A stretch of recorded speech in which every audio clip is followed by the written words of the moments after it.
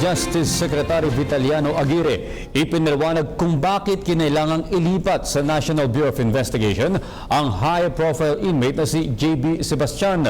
Ang ulat mula kay Juliet Carangyan.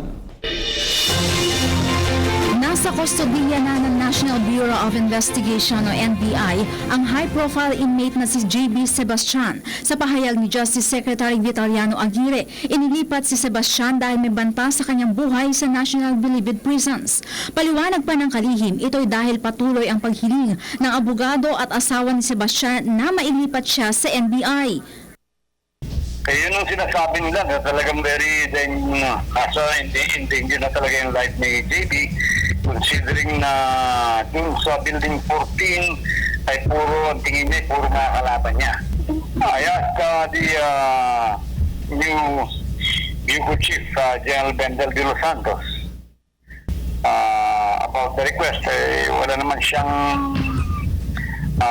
he has no objection kasi nakikita nga niya yung condition ni JB doon na mayroon lang nakaharang na isang parang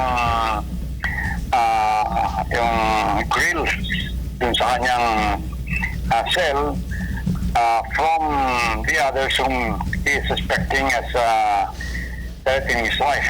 Nagsasagawa ng investigasyon ukol sa umano'y banta sa buhay ni Sebastian. Ayon kay Aguirre, nakatutok ang Bureau of Corrections sa pag-imbestiga. Pero kung hindi naman totooan niya ay balik bilibid si Sebastian.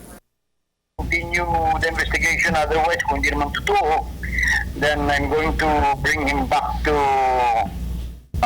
NBP or to the previous cell. Kaya tuloy-tuloy lang ito. But the arrangement is merely temporary.